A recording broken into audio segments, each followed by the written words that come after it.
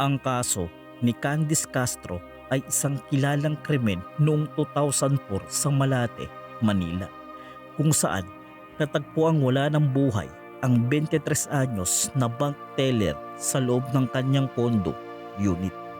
Siya ay nagtamo ng 24 na saksak at naging sentro ng isang mataas na profile na investigasyon laban sa mga sospek na nakatira rin sa parehong gusali. Biktima, Candice Castro, 23 taong gulang, isang bank teller. Lugar, Vilayo Tower, Condominium Malate, Manila. Petsa ng krimen, Mayo 12, 2004. May 24 na saksak at may map handle na ipinasok sa kanyang pribadong bahagi. Indikasyon na may sexual assault. Mga sospek, Felipe Marcelo, na aresto ilang araw matapos matagpuan ang bangkay.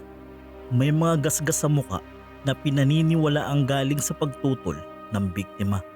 Itinuro ni Bebs Reyes bilang mastermind. Bebs Reyes, isa ring tenant sa Vilayo Tower. Unay sumuko sa NBI ngunit pinalaya dahil sa kakulangan ng direktang ebidensya. Noong July 2004, naglabas ng warrant of arrest laban sa kanya ang korte.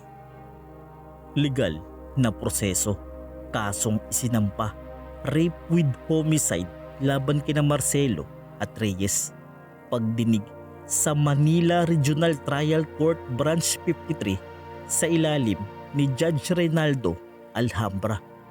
Pagkilos ng otoridad, NBI at Western Police District nagsagawa ng manhunt para kay Reyes. Ang kaso ay naging headline sa bansa dahil sa brutal na paraan ng pagpaslang. Grabe pala ang ginawa sa bank teller na si Candice Castro.